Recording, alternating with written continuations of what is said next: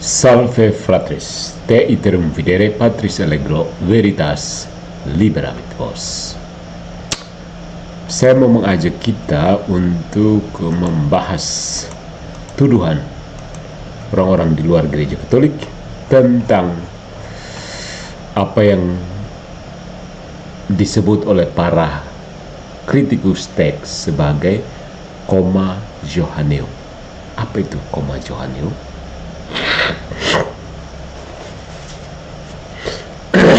Oke. Pertemuan kita pada malam hari ini saya beri judul Tritunggal bukan anak haram satu ayat. Maksudnya kita mau membongkar mitos koma Johanneum dan logika pincang dari penyerangnya. Nah, setiap kali topik Tritunggal muncul di meja perdebatan, selalu ada satu jurus pamungkas yang dibawa oleh para pengkritik. 1 Yohanes bab 5 ayat 7. Coba baca 1 Yohanes bab 5 ayat 7. Ya, ayat yang katanya palsu, hasil editan, atau bukti bahwa gereja menambah Alkitab demi mempertahankan ajaran Tritunggal. Seperti jam dinding tua di rumah nenek moyangmu, argumen ini berbunyi setiap kali musim debat tiba.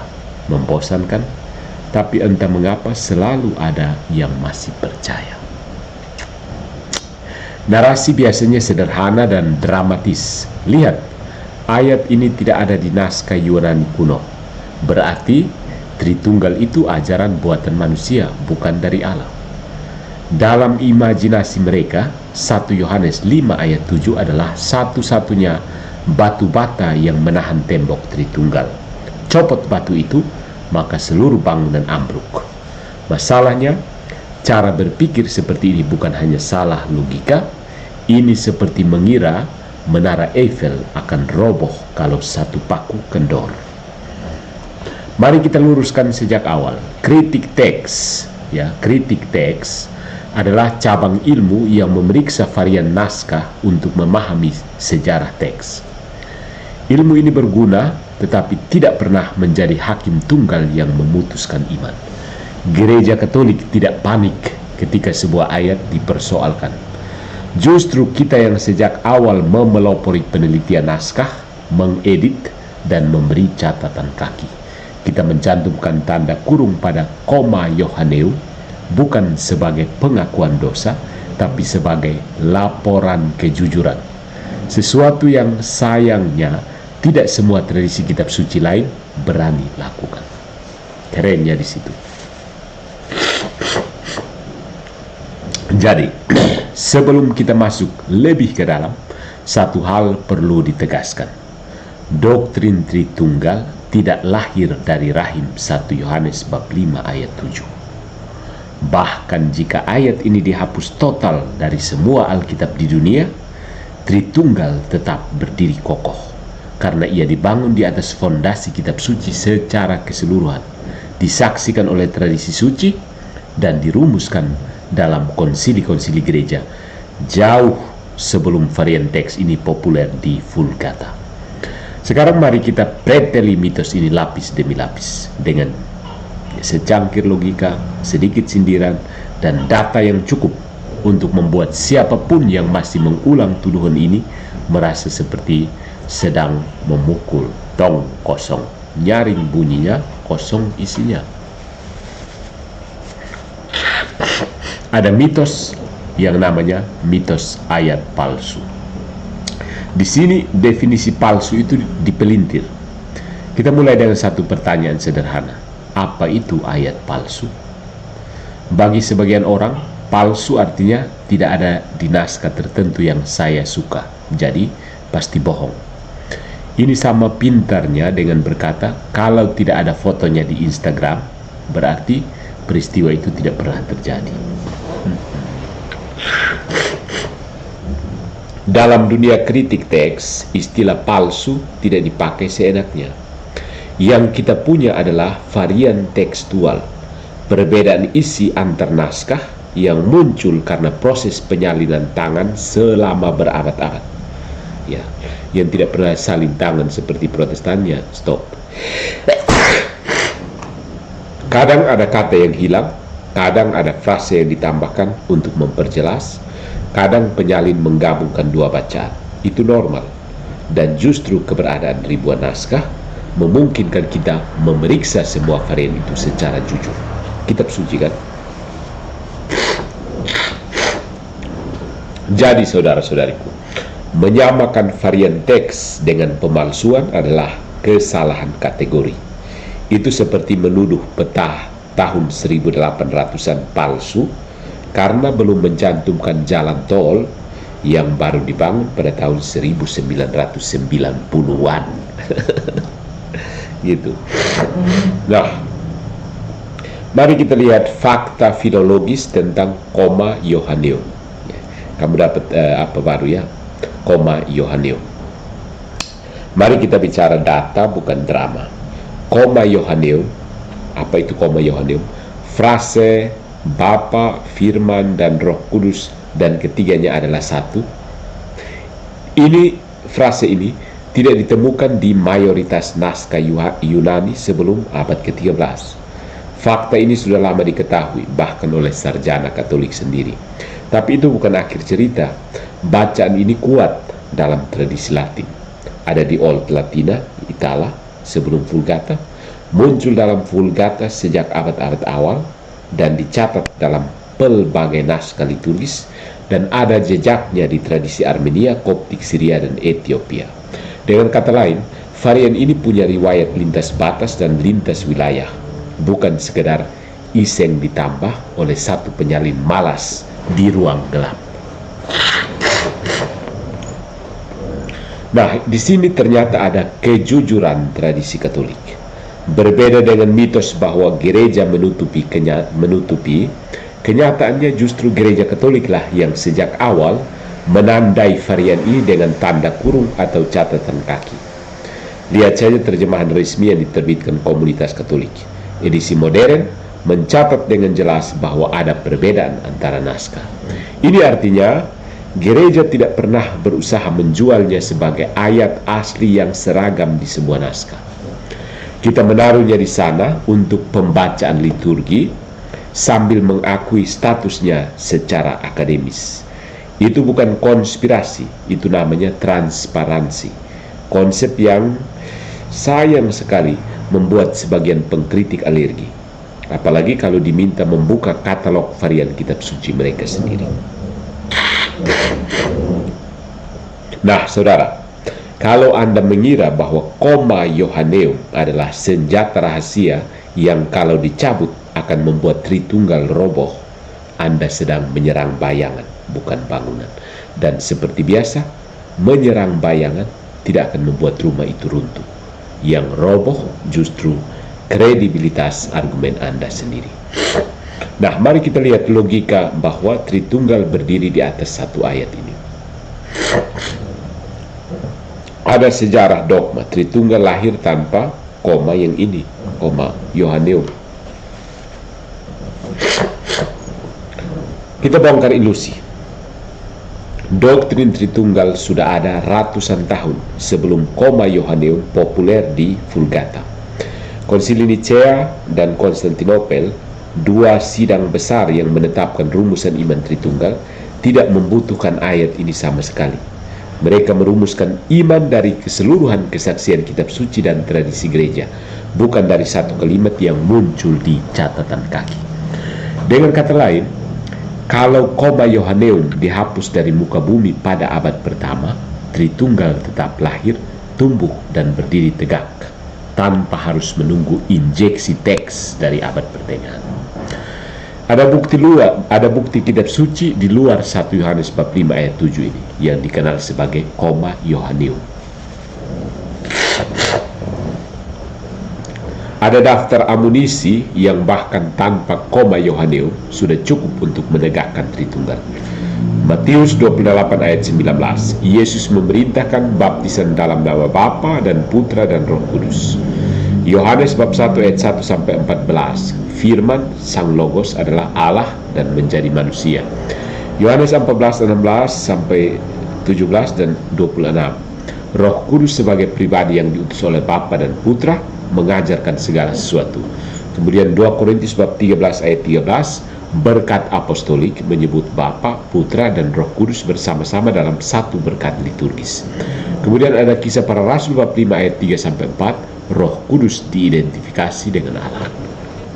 Nah, kalau semua ini diabaikan demi memaksa argumen Tritunggal hanya dari satu ayat, itu seperti mengklaim seluruh novel dibangun dari satu kalimat di halaman misalnya 247, lalu pura-pura buta pada 246 halaman lainnya. Tidak pas kan? Tidak logis. Kemudian ada dari tradisi suci dan magisterium. Di dalam iman Katolik, kitab suci bukanlah satu-satunya pilar, bukan. Kitab suci dibaca dalam terang tradisi suci, yakni iman yang dihidupi gereja sejak zaman para rasul dan dijaga oleh magisterium, otoritas pengajar gereja. Karena itu, meski ada varian teks di sana-sini, ajaran inti tidak berubah. Gereja tidak menunggu hasil laboratorium filologi untuk memutuskan bahwa Bapa, Putra, dan Roh Kudus adalah satu Allah dalam tiga pribadi. Nah, di sini ada logika yang retak. Dengan menyatakan bahwa Tritunggal runtuh tanpa koma Yohaneum ini adalah logika yang setara dengan berkata, kalau satu menara lampu padam, seluruh kota akan gelap gulita. Faktanya, cahaya datang dari ratusan sumber lain. Dan dalam kasus Tritunggal, sumbernya adalah keseluruhan kitab suci, kesaksian para bapak gereja, liturgi kuno, dan pengakuan iman yang sudah ada sejak abad pertama. Kemudian ada bukti historis. Jemaat purba itu tidak rabun, saudara-saudari. Para bapak gereja sudah bicara Tritunggal sebelum koma ini jadi viral. Kalau ada yang berpikir bahwa koma Yohaneum adalah surat kelahiran doktrin Tritunggal, berarti mereka menganggap para bapak gereja itu buta huruf rohani. Faktanya jauh sebelum varian teks ini masuk dalam radar Vulgata, para tokoh gereja sudah menulis dengan bahasa yang secara teologis Trinitarian. Kita lihat misalnya Santo Cyprianus pada tahun 258. Uskup Kartago yang lahir dan wafat sebelum koma Yohaneum ada di naskah Yunani manapun. Dia mengutip 1 Yohanes bab 5 dengan menafsirkan ketiganya, roh, air, darah, sebagai gambaran Bapa, Putra, dan Roh Kudus. Sebuah analogi teologis yang jelas. Kemudian ada Santo Fulgentius tahun 533. Dia konsisten memakai formulasi Bapa, Putra, dan Roh Kudus, dan ketiganya adalah satu dalam karya apologetiknya. Bukan karena dia baca versi palsu, tapi karena ini bagian dari iman yang sudah mapan. Dengan kata lain, saudara-saudari, Tritunggal bukan barang impor dari abad pertengahan. Ia sudah menjadi produk lokal sejak zaman patristik awal. Kemudian ada Jerome, Santo Hieronymus yang marah-marah. Kita punya testimoni emas dari Santo Hieronymus, atau dikenal oleh Protestan sebagai Jerome, penerjemah Vulgata di abad keempat atau kelima. Dia pernah mencatat kemarahannya karena frase Bapa, Firman, dan Roh Kudus hilang dari sebagian salinan Yunani. Apakah Jerome ini sedang membela ayat palsu? Tentu saja tidak, kan? Dia sedang membela kesaksian iman yang ia tahu ada di tradisi tertentu, dan menurutnya sengaja dihilangkan oleh penyalin yang tidak setia. Ya, dalam bahasa saya pribadi, kalau Jerome hidup hari ini, mungkin dia akan menulis status Facebook seperti ini. Mari saya jelaskan, yang bohong itu bukan ayatnya, tapi penyalinnya. Begitu. Nah, ada liturgi kuno juga. Dari liturgi kuno, Tritunggal adalah doktrin yang dihidupi, bukan sekedar dibaca. Itu berbeda pendekatannya. Salah satu sumber yang sering diabaikan para pengkritik adalah leksionari kuno, daftar bacaan liturgis dari abad-abad awal. Bahkan ketika koma Yohaneum tidak muncul di sebagian besar naskah Yunani, bentuknya atau spiritnya sudah hidup dalam ibadat gereja. Contoh, leksionari Yunani abad ke-9 di Athena mencatat rumusan trinitaris yang sejalan dengan 1 Yohanes bab 5 ayat 7 panjang. Artinya, jemaat di zaman itu sudah mengakuinya sebagai bagian dari iman yang diwartakan dalam liturgi, terlepas dari status teks di naskah tertentu. Jadi, sejarah memberi pesan sederhana. Jemaat purba tidak rabun dan tidak tuli. Mereka tidak menunggu abad ke-13 untuk tahu Bapa, Putra, dan Roh Kudus adalah satu. Varian teks seperti koma Yohaneum hanyalah salah satu saluran, sementara sumber air utamanya adalah seluruh kesaksian kitab suci, tradisi lisan para rasul, dan praksis liturgis gereja. Mari kita membalik tuduhan. Kritik teks Katolik itu sama dengan transparansi, bukan skandal. Ya, ada yang terganggu dengan kenapa ayat ini, orang bilang ayat palsu ini sisipan dan seterusnya. Mari kita mulai dengan fakta yang kerap diabaikan. Gereja Katolik tidak pernah menyembunyikan varian teks. Koma Yohaneum, ada catatan kakinya, ada tanda kurungnya, ada penjelasannya di pengantar terjemahan.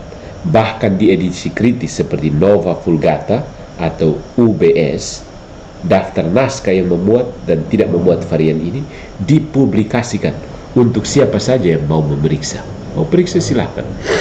Jadi dengan kata lain, gereja berkata, ini datanya, silakan cek. Kalau tidak setuju, kita debatkan di meja yang sama. Kontras sekali dengan sebagian pihak yang hobinya menyerang Alkitab, tetapi kalau diminta katalog varian kitab sucinya sendiri, mendadak berubah jadi penganut ajaran rahasia, classified. Nah, di sini ada inkonsistensi penyerang. Logika para penuduh ini sering seperti ini. Kalau Alkitab jujur mencatat varian, lihat buktinya palsu. Kalau kitab mereka menutup rapat variannya, buktinya suci dan sempurna. Hati-hati. Itu sama seperti orang yang menuduh tetangganya kotor karena mau membuka pintu rumahnya, sambil memuji dirinya sendiri karena pintunya selalu terkunci rapat, padahal di dalam rumahnya ada sarang tikus. Nah, bagaimana kita menghadapi standar ganda seperti ini? Kritik teks adalah ujian integritas. Kritik teks kitab suci ya.